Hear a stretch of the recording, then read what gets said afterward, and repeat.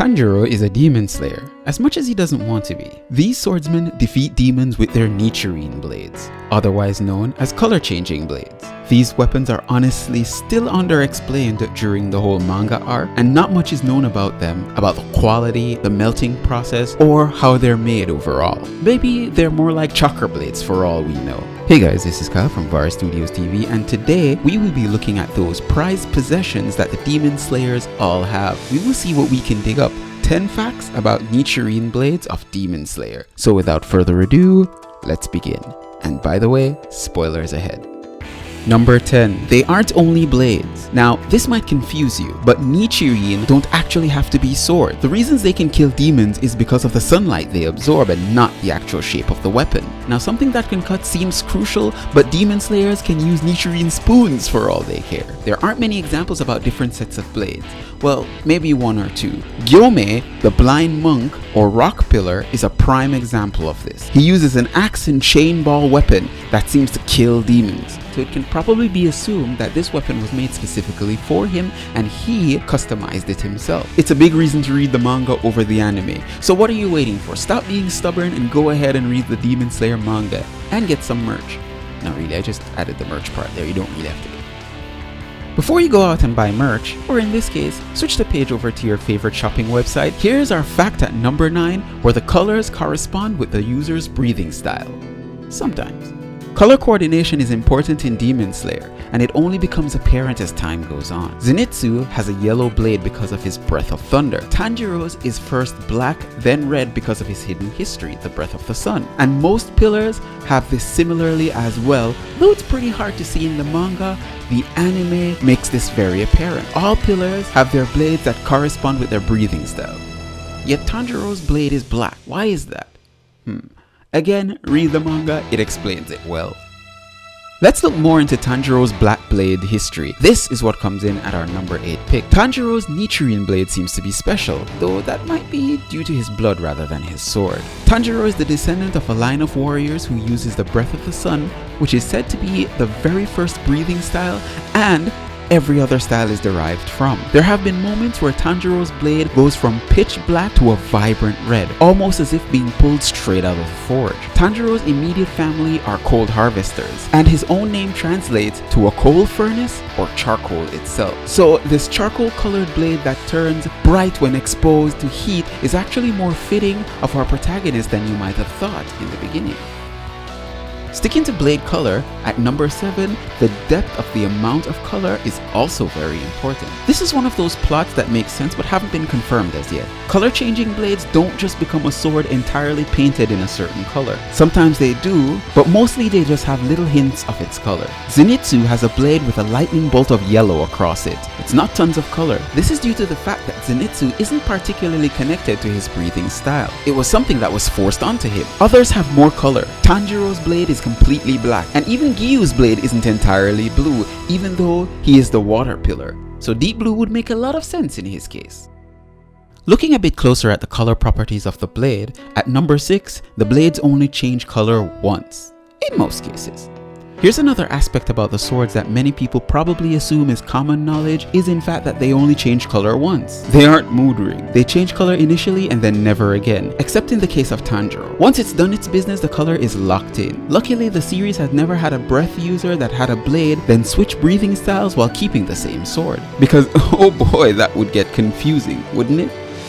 But if anime kids were expecting these swords to change color as the user grows, that's not what Demon Slayer had in mind. Tanjiro is unique amongst his peers because of him not knowing about his lineage being lost due to the death of his father. Imagine Sunman learning Aquaman's moves. That would be pretty confusing in the end, wouldn't it? Would be pretty cool if there were mood rings though. Mood swords?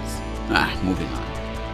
Roaring in at number 5, every Demon Slayer has their own Nichirin artisan. Much like a knight needs an armorer, a samurai needs a katana artisan. And would you know it? That Demon Slayer has an entire village of them. An arc that occurs later in the manga takes place solely in this village. So every demon hunter has a swordsmith who is just as skilled to make sure that these slayers always have a blade to go on the hunt with, and they're super passionate about their work. They're assigned as soon as a demon slayer's first blade is crafted. and they're the ones who craft their blades for life. So far we've seen only 2 of them. Most of them are eccentric as Hanagazuka, the swordsmith who tried to kill Tanjro for breaking his blade. Yes, they all wear masks. See, I knew you had that question lined up for me. It makes us wonder, who are the other swordsmiths that are assigned to fodder demon slayers? You know, the ones that were all murdered. Fodder swordsmith, I guess? Do they have their own village? Wait. At our number 4 spot, demons can actually use these Nichirin blades. No. We're not saying that the demons can actually use the special properties of the blade. We're just saying that demons can use the blades as well, because these blades are just tools for the demon slayer. If a demon ever gets hold of these tools, they might not be able to use the special properties of the tools, say the water breathing techniques, but they are able to use these tools nonetheless. This simply means that if you're a demon slayer, you must be extra careful not to let a demon get a hold of your sword, or he might hack your head off. Shining in at number 3, the Nichirin blades are actually made from Scarlet ore. What is Scarlet ore, you ask? It's a special rock that absorbs sunlight and is found at the top of Sunlight Mountain. Now you're probably asking, how is it that a rock can absorb sunlight? Think about it like a diamond. A diamond can easily reflect sunlight, and it is the same principle that is used here. Now these rocks are constantly being exposed to sunlight all their lives, so they absorb these UV colors, and when forged into a blade, it's almost as if being cut by a lightsaber for demons. Let's soak up some more sunlight and look at number 2. They're basically UV batteries, like we said earlier in number 3. These blades actually don't extrude sunlight energy when swung. It's more like their battery, and the energy contained to them is lethal when it comes into contact with a demon. This is why you never see a demon slayer use his sword like a kind of beam sword, but more along the lines of swinging it like a lightsaber, as we said earlier. Demon Slayer might have supernatural elements, but the entire premise is very much built upon a foundation of solid reality, so we don't see anything impractical being implemented. Hey guys, September is Anipalooza month, and thank you so much for getting this far in the video. We here at Varistudios will be focusing on 2 anime this month, Demon Slayer and Attack on Titan. Within these videos, there may be one code. It'll give you $100 on Amazon. It can be within the video, the description, or we may decide to post it in the comment. So eagle-eyed viewers, make sure you stay tuned. And don't forget to subscribe and hit that notification bell so you never miss a beat. Now let's continue the video. And slowly growing in at number 1, they are not the only demon killers. Let's just establish this right now. These blades are not the only thing that can actually kill demons. There are a list. So let's go through that list one by one, shall we? First up on the list is demons can actually kill other demons. Yes, that's right. Demons can kill other demons. Second is Muzan's blood. It not only acts as a steroid, but it also acts as a poison as well. If a demon should ever receive too much of his blood, they would be dead in mere seconds. Same can be said for humans as well. Third is direct sunlight. That's right, they're like vampires, so direct sunlight will definitely kill a demon for sure. And the fourth is Wisteria flower. Now the flower pillar Shinobu was known for this.